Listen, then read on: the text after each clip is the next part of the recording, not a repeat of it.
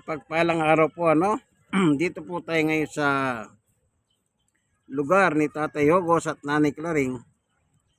Dito sa Maranata. Ay, Maranata. Ano ba? Marala. Marala. Ito po isa ng ng barangay 128. Zone 10. District 1, Balot, Tondo, Manila. Kaya tayo narito upang mag-Bible study. Meron tayong hawak na Bible, poeme ng Biblia ng mga pastor. So bago tayo magsisimula, tayo muna ay aawit sa salita ng Diyos. Awit upang parangalan ng Diyos. Ito po. Ang title ay Kay Buti-Buti Mo, Panginoon. Okay? Buti-buti mo, Panginoon, sa lahat ng oras, sa bawat araw. Ika'y laging tapat kung magmahal, iyong kahaway magkulang hanggan. Pinupuri, sinasamba kita, dakilang Diyos at Panginoon. Tunay nga ika'y walang katulad, tunay nga ika'y di nagbabago. Mabuti ang Diyos, aming nagmamahal.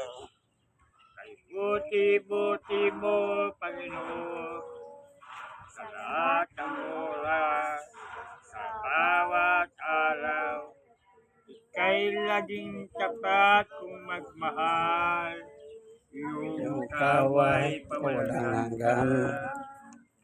Pinupuri, sinasamba kita, dakilang Diyos at Panginoon. Tunay nga ika'y walang katulad, tunay nga ika'y di nagbabago. Mabuti ang Diyos sa amin nagmamahal. Mabuti ang Diyos sa amin nagmamahal. Purihin ng Panginoong Diyos. Minsan pa, samahan mo po kami sa aming pagbubulay ng iyong salita, Panginoong Diyos. Buksan ang mga puso at kaisipan upang kami po ay maginabang ng gusto sa iyong turo at aral. Salamat po sa ngalan ni Jesus. Amen. Tignan po natin ang isang pangyayari na kung saan yung paglabag sa utos ng Diyos ay malaking kasalanan. Opo, malaking kasalanan. Dito po sa sulat ni Unang Samuel, chapter 15, verse 18, 19, yan, saka 22. Yan, basahin po natin, Tatay Hogos, ano? Sa Unang Samuel, chapter 15, verse 18, 19, 19, 20, and 22. Sige po. Inutusan kanya lusubin ang masamang bayan ng Amamilit at mahigpit na pinagbilin uksain ang mga ito. Bakit mo sinuway ang utos ni Yahweh? Bakit mo pinag-imbutan ang mga ito? Hindi mo ba alam na ang ginagawa mo'y malaking kasalanan kay Yahweh? Sumagot si Saul, sinunod ko si Yahweh. Pumunta ako sa pinupuntahan niya sa akin. Binihag ko ni Agad at haring ng Amalek at nilipol ang mga Amalekita.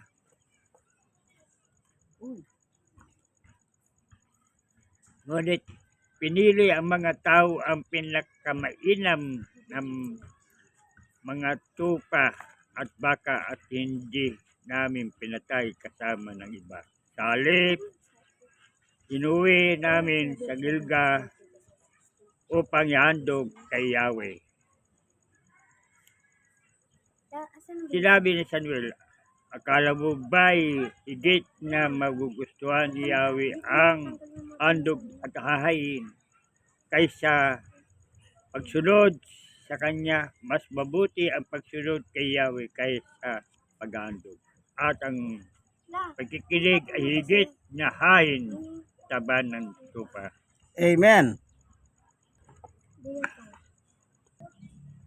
Kung inyong mapapansin po dito sa binasang talata ni Tatay Yogos, ano po?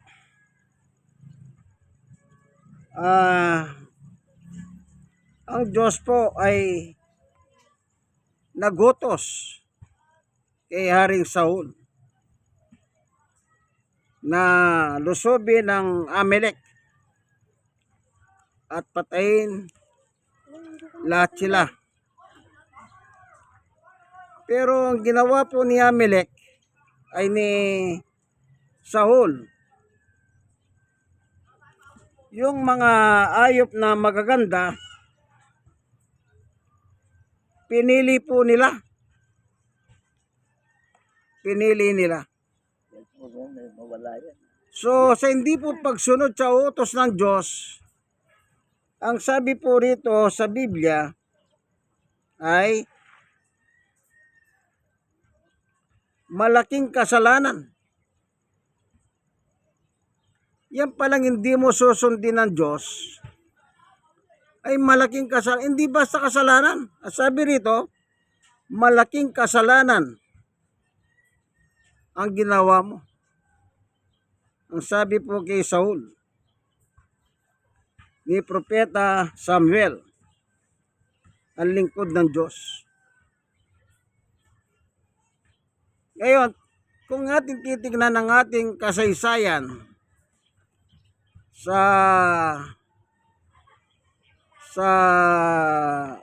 Tayogos, dito po sa Exodo chapter 20,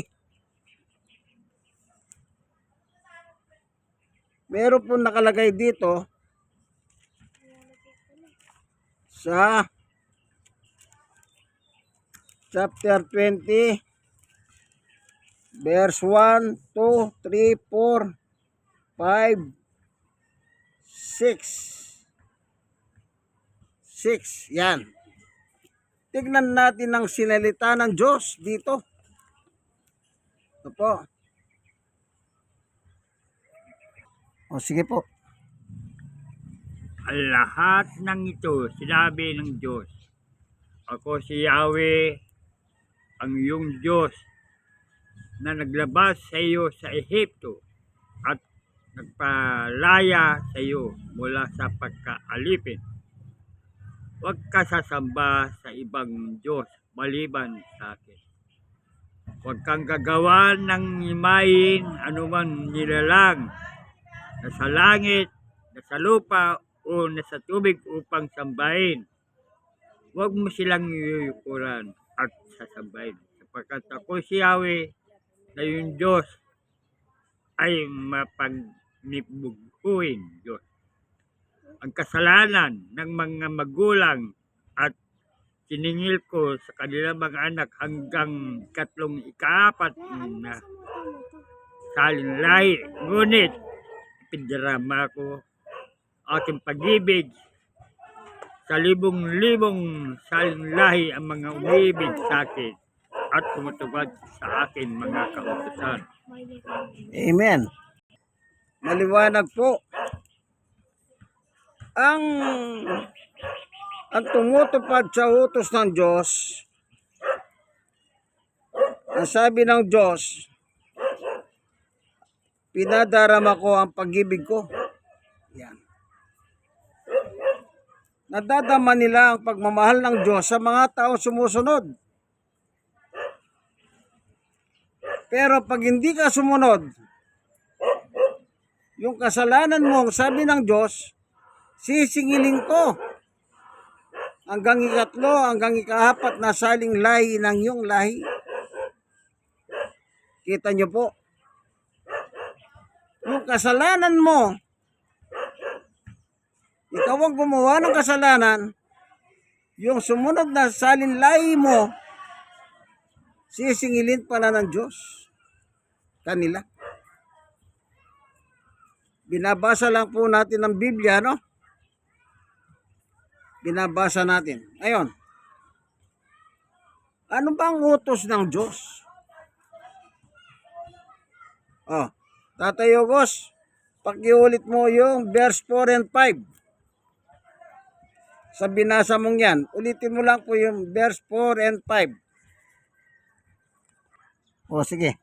Huwag kang gagawa ng imahin ng anuman nilalang na sa langit, na sa lupa, o na sa tubig upang sambahin. Huwag mo silang yuyukuran ni sasambahin, sapagkat ako'y si Yahweh na iyong Diyos ay mapanibuguhin Diyos. Amen. Hanggang dyan lang po, tayo boss. O, maliwanag po sinabi ng Diyos, huwag kang gagawa ng imahin. O. Kasi po, ang gusto ng Diyos, kung siya ang Diyos mo, dapat yan lamang po ang dapat mong sambahin. Tayo boss, Mateo 6:9 at saka 10. So dito po sa Mateo 6:9 at 10, ito po'y pagtuturo ng ating Panginoong Yesus sa ating panahon. Ito po, sa ating panahon nang dumating ang bagong tipan. Sige po. Ganito kayong manalangin. Ama namin sa langit, sabihin nawa iyong pangalan. Dumating nawa iyong kaharian, masunod nawa iyong kalooban dito sa lupa tulad ng sa langit. Amen. Ang sabi ng Panginoong Yesus, Ama namin nasa langit ka, sambahin ang ngalan mo. Talaga sa pangalan lamang ng Diyos ang pagsamba ng tao. Kaya doon pinagbawal ng Diyos, huwag kayong gagawa ng ibang imahen. Huwag nyo silang sasambahin, huwag nyo silang yuyukuran. Sapagkat akong Diyos ninyo ay Diyos na mapanibuguhin, sabi niya. Kita nyo po. At sa verse 10, sundin nawa ang iyong kalooban dito sa lupa at hanggang sa langit.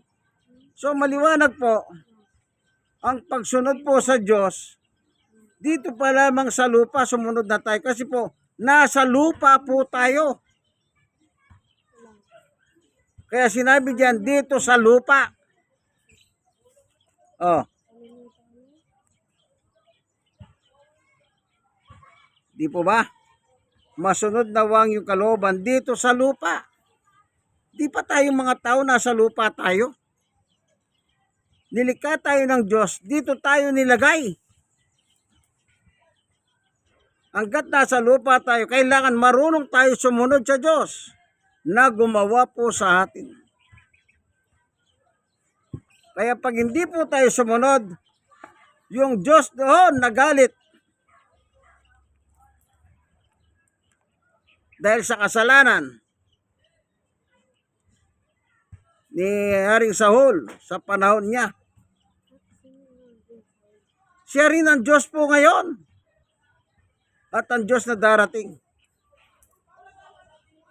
Ibig sabihin, yung salita ng Diyos no, hanggang ngayon sa panahon natin, umiiral. Hindi po pwedeng, ay sinabi ng Diyos yan nung pa. Ibig ba sabihin ng Diyos noon, hindi Diyos ngayon? Ganon ba ang ibig nyo sabihin? Pero bakit hanggang ngayon, patuloy nilang nilalabag ang utos ng Diyos? Sipin nyo, sisingilin ng inyong kasalanan hanggang sa ikatlo, ikahapat na saling lahi ng pamilya nyo. Yun ang sabi ng Diyos eh.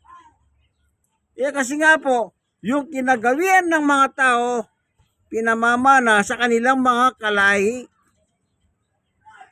Di po ba ganon? Kaya dapat hindi po ganon eh. Kaya sabi ni Apostol Pablo, ang inyong katawan, dito, unang Korinto 3:16, 17, Tatay Ogos. Unang Korinto 6:16, yun, Tatay Ogos. Isay, Sandali lang po ha. Unang Korinto chapter 3. Tayo Ogos. Unang Korinto chapter 3 po.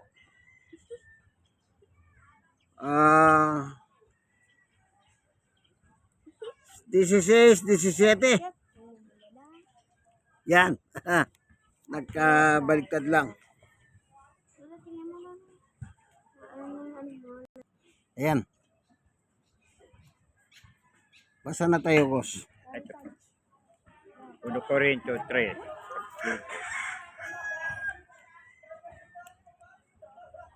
Babasahin po. Sige po. Hindi ba niyo alam na kayo templo ng Diyos at naninirahan sa inyo ang kanyang espiritu? Parusahan ng Diyos ang sino man magwasak ng templo niyan, sapagkat banal ang templo ng Diyos at kayo ang templo niyan. Amen. Sa unang Korinto, Tatay Ogos, chapter 6. 1 Corinto po. Unang Korinto,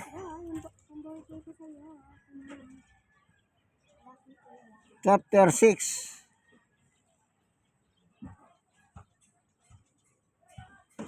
Disinwebe, 20.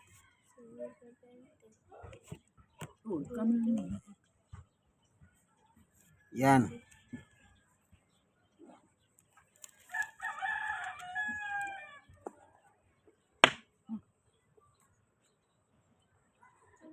Ano ba yun?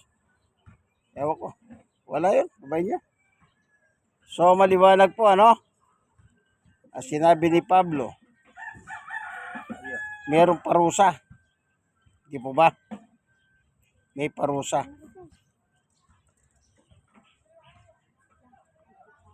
Ayun, basahin niyo po yan. Bakit may parusa? Babasahin ni Tatay Ogos yung unang Korinto 6:19, 20. Babasahin po. Opo, Tayo Ogos. Hindi ay templo ng Espiritu Santo na sa inyo at pinakaloob ng Diyos sa inyo. Hindi nyo pag-aari iyong katawan, sapagkat binili na kayo isang halaga, kaya gamitin nyo ang iyong katawan upang maparangalan ng Diyos. So, bilang Diyos na siyang manlika, nilikha po tayo.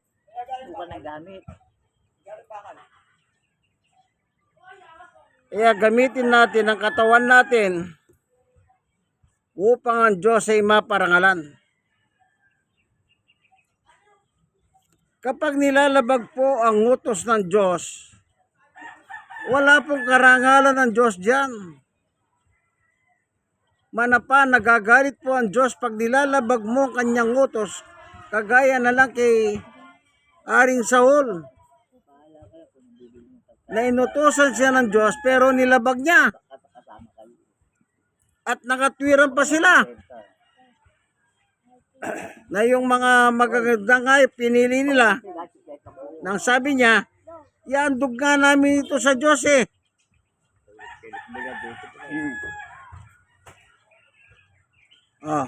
Pero ano sabi ni Propeta Samuel? mas maganda ang pagsunod sa utos ng Diyos kung ano-ano pa ang dahilan nyo. Kaya tinuruan tayo ni Jesus sa bagong tipan na sundin ang kalooban ng Diyos dito sa lupa hanggang langit. Kaya sabi ni Pablo, yung katawan natin na binigay ng Diyos, gamitin natin sa Diyos lang. Nilabag mo ang utos ng Diyos. Kaya sabi niya, sisingilin ko ang utang mo. Hanggang ikatlo, hanggang ika-4 na saling lahi ng iyong buhay. Hindi ba napakahirap niyang kaibigan? Matagal ka ng patay, pero yung mga kalahi mo, sinisingil ng Diyos. Unless, sila po'y magsisi. Kasi nga po, yung kasalanan, naipasa sa kanila. Di ba sabi nila, pinamana ng lolo ko, pinamana ng tatay ko, minana ko kay ganito. Tignan nyo po ngayon, piyesta ng Santo Niño o Batang Niño. Yung bang ginagawa pagparada sa imahen ng Santo Niño, mabuti ba yon? Unang-una, sabi ng Diyos, huwag kayong gagawa ng imahen.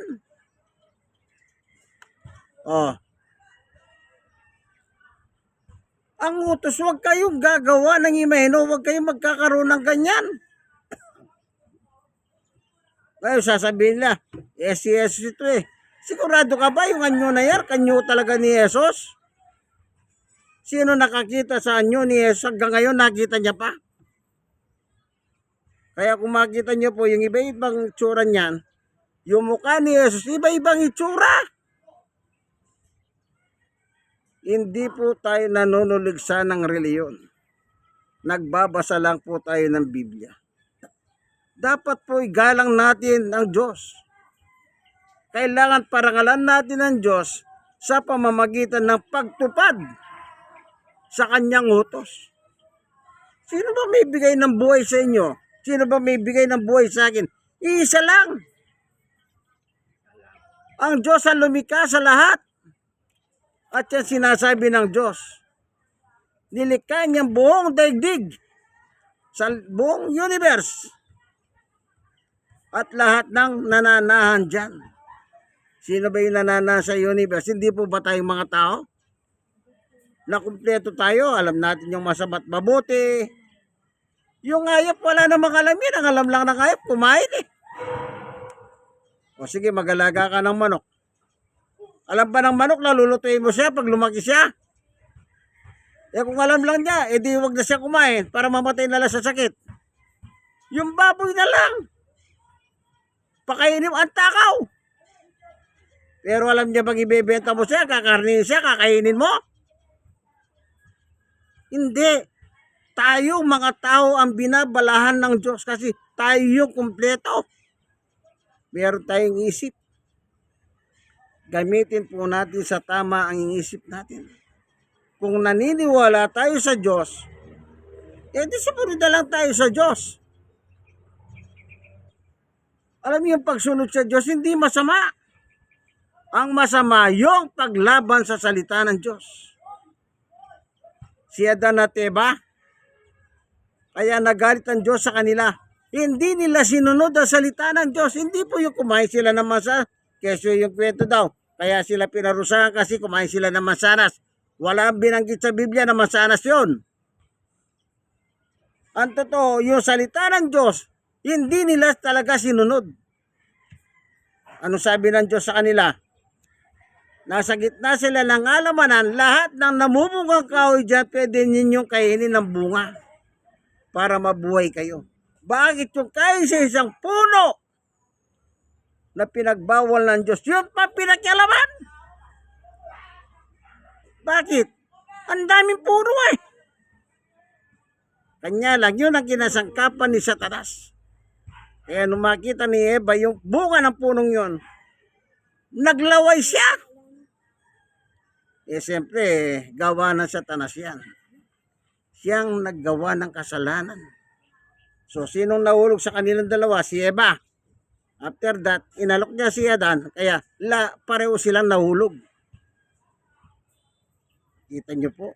Dahil po yung utos ng Diyos, wag niyong pakikialaman yung nag-iisang punong kahoy sa gitna ng halamanan.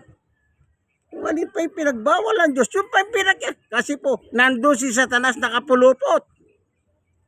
Kinakausap po si Eva. Yan, nahulog si Eva, dinamay yung asawa.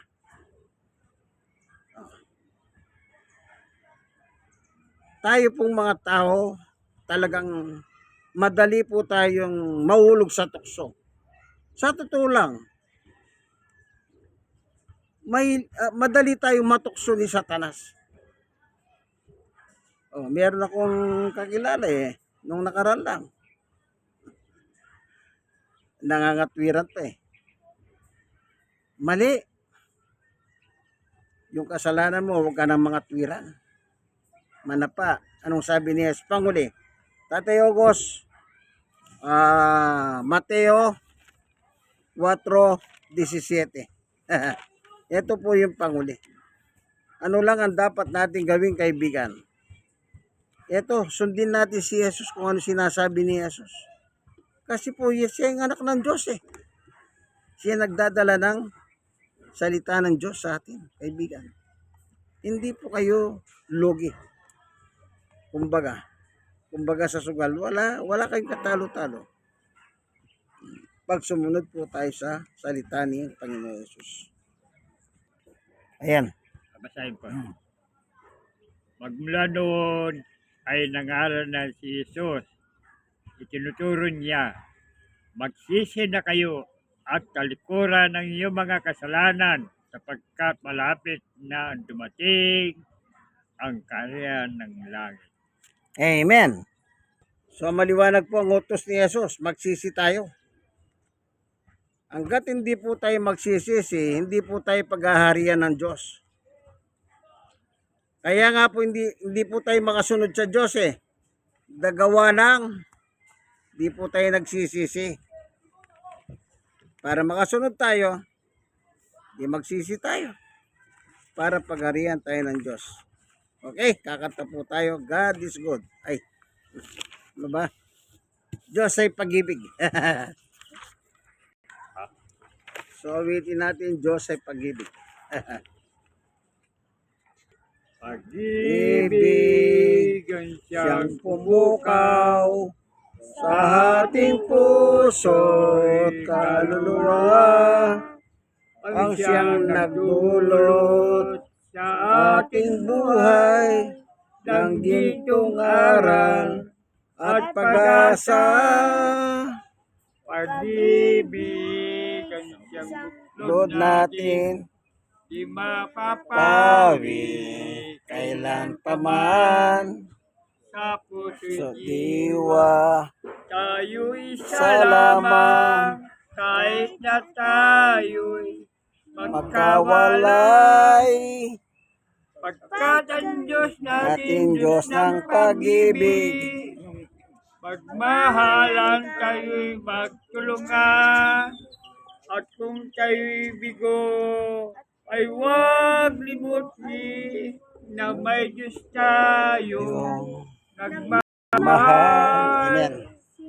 Sikap Ating sa ating pagsuyo, pagsuyo, ating ikalat sa buong mundo, pag-ibig ni Jesus, ang siyang siyang sumakop sa bawat pusong uhaw, sa pagsuyo, pagkat ang Diyos ating natin Diyos ng pag-ibig, magmahalan tayo'y magtulungan, at kung tayo'y bigo ay huwag limutin na may Diyos tayo nagmamahal. Diyos ay pag-ibig. Salamat po, Panginoon Diyos. Minsan pa, pinuno mo ang aming puso ng pagkain pang-espiritual. Pinagalak mo po kami ng iyong salita. Salamat po. Pagpalain mo po ang bawat isa na nandito. Pagpalain mo rin ang mga manunod ng video ito Salamat po sa ngalan ng aming Panginoong Yesus. Amen. God is good all the time. Okay? So hanggang dito na lamang po ang ating munting video. Inyo po kaibigan kay Jesus, Brother Manny Bautista. Nandito po tayo sa garden ni Tatay Ogos. Garden po ito kasi kung mapapasin ninyo, wala tayo sa loob ng tahanan. O. Tingnan nyo. Ayan, puro halaman yan eh. Yan, puro halaman. Kaya tawag dito, garden. Sige po hanggang dito na lamang inyong kaibigan kay Jesus, Brother Manny Bautista. God bless us all po. Bye-bye.